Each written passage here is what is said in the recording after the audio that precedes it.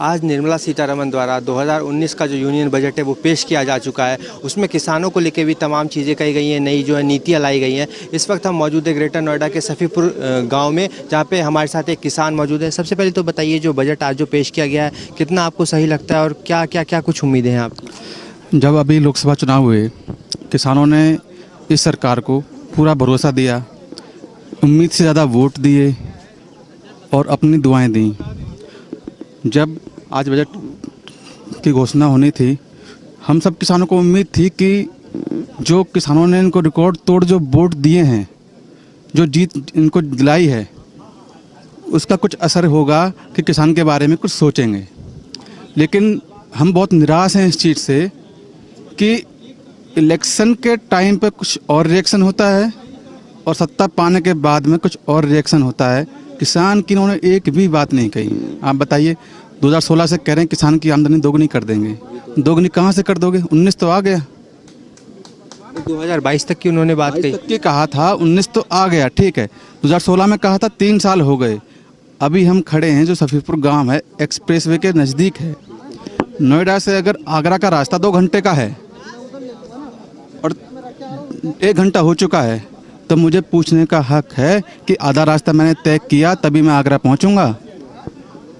अगर हम यहां से चले हैं और टप्पल क्रॉस नहीं करेंगे तो आगरा कहां से पहुंचेंगे? तो आपकी क्या उम्मीदें थी, क्या कुछ आप चाहते थे कि इस बजट कि इस बजट में कुछ ऐसा हो कि जो सरकार एमएसपी घोषित कर दिया, एमएसपी घोषणा कर दी लेकिन मिल नहीं पाता है। अभी आपने देखा हरियाणा में आंदोलन हुए, एमएसपी नहीं मिल पाया। अब जब एमएसपी हुआ, आज से पहले कभी भी किसान जब अपनी खेती फसल जाता था मंडी में लेकर के तो कोई रजिस्ट्रेशन नहीं मांगता था। इस बार सरकार ने क्या किया, एमएसपी उसी को मिलेगा जिसका ज़मीन का रजिस्ट्रेशन होगा। किसान इतना पढ़ा लिखा सक्षम नहीं है कि ऑनलाइन रजिस्ट्रेशन कर, वो भी ऑनलाइन। अगर मैनुअल फॉर्म पे होती तो ठीक है भाई, किसान के बच्चे जो ज़्यादा नहीं पढ़े, थोड़े तो पढ़े लिखे हैं हिंदी में, मैनुअल रजिस्ट्रेशन कर लेते। लेकिन नहीं, ऑनलाइन रजिस्ट्रेशन करो। तो किसान के बच्चे अगर इतने सक्षम होते कि ऑनलाइन करते तो वो भी जॉब पर बैठे होते, खेती की ज़रूरत नहीं होती उनको। और दूसरी बात, अगर कोई भी बिजनेसमैन एक सुई की नोक भी बनाता ना, सुई भी, तो उसका रेट खुद निर्धारित करता है। किसान एक फसल के लिए, आप किसी भी सेक्टर में देख लीजिए कि सुई की जो प्रोडक्शन है कितने दिन की होती है। एक दिन में लाखों सुई बनती हैं, लेकिन एक फसल करने के लिए, गेहूं को उगाने के लिए किसान की 3 महीने 4 महीने की तपस्या होती है। और उस तपस्या का अर्थ ये निकालते हैं कि इसको रेट नहीं मिलता। जो एमएसपी की मैं बात कर रहा हूँ, एमएसपी सिर्फ जो सरकार की एजेंसियां हैं जो मुश्किल से 10%, 20%, 16% खरीदती हैं, उनका एमएसपी मिलता है, बाकी का एमएसपी नहीं मिलता है। ऐसा कानून लाया जाए कि चाहे वो मंडी का व्यापारी हो, चाहे कोई भी हो, अगर एमएसपी लागू हुआ है तो उस एमएसपी पर ही बिकना चाहिए, नहीं तो उसके खिलाफ कानून होना चाहिए। कानून नहीं होगा तो मजबूत नहीं है, कानून होगा तो हम मजबूत होंगे। हम किसी से भी कहेंगे भैया कानून है, क्यों नहीं खरीदते वहाँ रेट, एमएसपी पे लो। अगर एमएसपी पे नहीं मिलेगा तो किसानों को क्या, कुछ नहीं हो रहा है जब तक ये। और फिर आप सब जानते हो अब कि जिसके पास ज़मीन नहीं है, किसान के पास, वो पट्टे पर, बटाई पर खेती करता है, उसको तो किसान सम्मान योजना का भी लाभ नहीं दिया। क्या करेगा वो?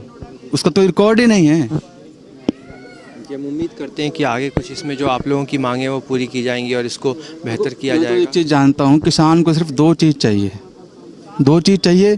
जितनी मेहनत से वो अनाज उगाता है उतनी ही उसको ईमानदारी से उसका वाजिब रेट मिले, जो नहीं मिल रहा है। और जो किसानों को पहले से लूटा गया है, जो किसान का कर्ज है, वो कर्ज माफ़ कर दिया जाए एक बार। और रेट सही दे दोगे तो किसान को लेने की ज़रूरत ही नहीं है। किसान को कर्ज नहीं चाहिए, ये लोन की स्कीम देते हैं। ये जो सरकार है ना, ये लोन की स्कीम देने में माहिर है। मुद्रा ऋण योजना निकाल देगी, कभी कोई लोन, किसानों के लिए लोन की योजना भी निकाल देगी। लेकिन लोन से क्या होगा? कर्ज देने से किसी का भला नहीं होता। आप उसको रेट दो, जब सही रेट नहीं मिलेगा आप फिर कर्ज दोगे, वो फिर डूबेगा। न्यूज़ से बात करने के लिए बहुत बहुत धन्यवाद।